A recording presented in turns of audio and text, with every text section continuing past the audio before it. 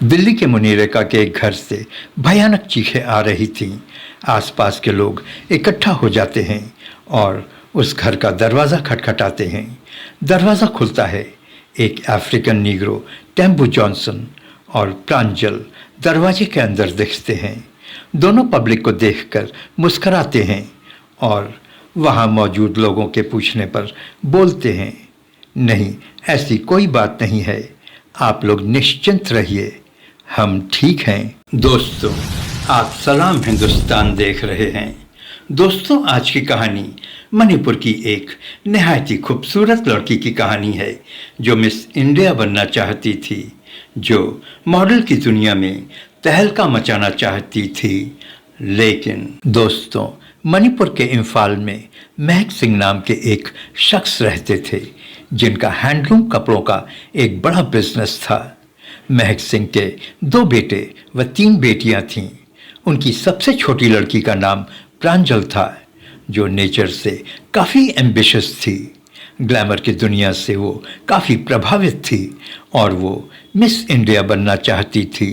वो मॉडलिंग की दुनिया में बड़ा नाम कमाना चाहती थी, लेकिन उसके परिवार वालों को ये मंजूर नहीं था। उसके माँ बाप का ख्याल था कि अभी उनकी बेटी छोटी है, बड़ी होने पर उसके ख्याल बदल जाएंगे, पर ऐसा हुआ नहीं।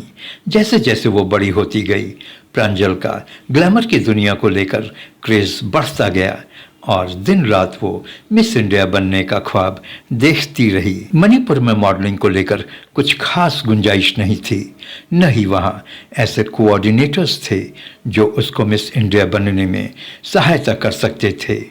इसलिए प्रांजलि अपने घर वालों से दिल्ली जाने की जिद करने लगी।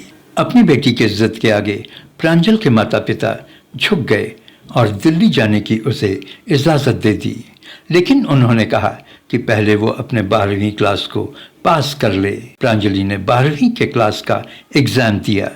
कुछ दिनों के बाद 11 अगस्त 2020 को रिज़ल्ट आया और वो 12वीं क्लास को अच्छे नंबरों से पास कर लिया था। लाखों सपने सजोए प्रांजलि दिल्ली पहुंचती है।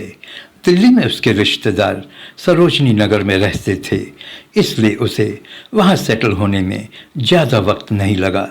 प्रांजल दिल्ली के कारगी कॉलेज में ग्रेजुएशन में एडमिशन ले लेती है। कॉलेज में उसकी दोस्ती उसके क्लासमेट प्राची से हो जाती है। प्राची एक आज़ाद ख्याल की मॉडर्न लड़की थी जिसको बड़ी बड़ी पार्टीज़ में जाने का शौक़ था, जो इन पार्टीज़ में शराब और ड्रग्स का भी शौक़ फरमा लेती थी। प्राची को जब प्रांजल के शौक़ के बारे में जानकारी होती है तो वो प्रांजल से कहती है कि उसे मॉडर्न बनना पड़ेगा, बड़ी बड़ी पार्टीज़ को अटेंड करना होगा जहां उसे ऐसे लोग मिलेंगे जो उसे प्रमोट करने में सहायता करेंगे। प्रांजल नई थी, उसे इन चीज़ों का ज़्यादा ज्ञान नहीं था। प्राची की बातों में वो आ जाती है और उसके साथ वो भी ऐसी पार्टीज़ में शिरकत करने लगती है। इन्हीं दौरान प्रांजल मॉडलिंग के कुछ कोऑर्डिनेटर्स के भी संपर्क में आती है और उसे मॉडलिंग में कुछ असाइनमेंट्स भी मिल जाते हैं। बस फिर क्या था, प्रांजल को जैसे पंख लग जाते हैं और वो उड़ने लगती है, जो उसके लिए घातक सिद्ध होता है। जैसे जैसे वक्त गुजरता है, प्रांजल दिल्ली के रंग में रंगती चली जाती है। प्रांजल खूबसूरत भी बहुत थी।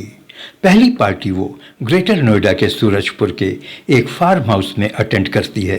पार्टी के शोर शराबे, लाउड म्यूजिक, शराब और ड्रग्स को देखकर पहले तो प्रांजल हिचकती है, लेकिन उसकी दोस्त प्राची उसे संभालते हुए बोलती है कि ग्लैमर की दुनिया में यही सब कुछ चलता है। अगर तुम्हें ग्लैमर की दुनिया में कोई मुकाम हासिल करना है तो इन सब चीज़ों का तुम्हें अभ्यस्त होना पड़ेगा। पार्टी में सभी शराब और ड्रग्स का सेवन कर रहे थे और म्यूज़िक पर थिरक रहे थे। प्राची प्रांजलि को लेकर एक काउंटर पर जाती है। इस काउंटर पर टेम्बू जॉनसन नाम का एक अफ्रीकन नीग्रो था जो वहाँ पर लोगों को ड्रग्स दे रहा था। प्राची भी ड्रग्स मांगती है। टेम्बू जॉनसन प्राची को ड्रग देता है और सवालिया नज़रों से प्रांजल की ओर देखता है। प्राची प्रांजल को टैम्बू से इंट्रोड्यूस कराती है और उसके लिए भी ड्रग मांगती है। पहले तो प्रांजल मना करती है, फिर प्राची के कहने पर ले लेती है। मधोशी की हालत में थोड़ी ही देर में प्रांजल भी उस भीड़ में झूम रही थी। वक्त गुजरने के साथ प्रांजल ड्रग्स के नशे की अभ्यस्त हो जाती है।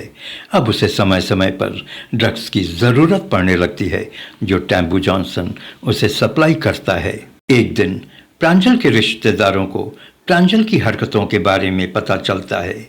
प्रांजल के माँ बाप प्रांजल को काफ़ी डांट से फटकारते हैं, जो प्रांजल को नागवार गुजरता है।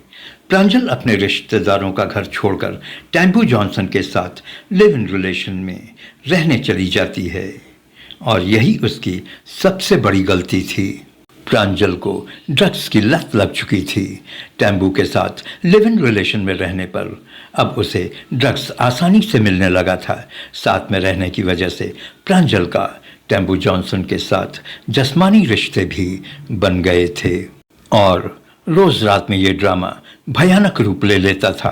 टैम्बू जॉनसन 6.5 फीट का एक ऊंचे डील डॉल का अफ्रीकन नीग्रो था और प्रांजल 18-19 साल की एक पतली दुबली लड़की थी। टैम्बू जॉनसन के घर से रात में बराबर चीख की आवाज़ें आती थीं, लेकिन एक रात चीख की आवाज़ें कुछ ज़्यादा तीखी और तेज़ थीं। अगल बगल के जॉनसन के पड़ोसी उसके फ्लैट के बाहर आकर खड़े हो गए। दरवाज़ा खुलने पर टैम्बू जॉनसन और प्रांजल को उन लोगों ने हंसते और मुस्कराते पाया। उन लोगों ने अपने पड़ोसियों से कहा कि सब ठीक है और उन्हें चिंता करने की कोई ज़रूरत नहीं है। एक दिन 20 जनवरी 2022 को सरोजनी नगर के पुलिस थाने में एक मुखबिर का फ़ोन आता है। एक नीग्रो ढेर सारा ड्रग लेकर मुनेरे का फ्लाईओवर के नीचे खड़ा है। पुलिस तुरंत हरकत में आती है और वहां छापा मारकर टैम्बू जॉनसन को ड्रग्स के साथ अपने कस्टडी में ले लेती है। उसके बाद उसके घर पर भी पुलिस रेड करती है। घर पर पुलिस को प्रांजलि नशे की हालत में मिलती है।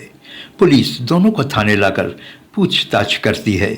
टैम्बू जॉनसन को एनडीपीएस के तहत अरेस्ट कर जेल भेज दिया जाता है और प्रांजल को नशा मुक्ति केंद्र भेजा जाता है। आज भी प्रांजल नशा मुक्ति केंद्र में अपने भयानक यादों के साथ जिंदा है। टैम्बू जॉनसन जेल की हवा खा रहा है। तो ये थी मणिपुर के प्रांजल की भयानक सच्ची घटना, जो मिस इंडिया बनते बनते क्या बन गई।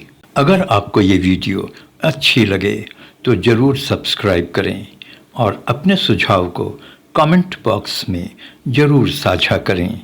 धन्यवाद।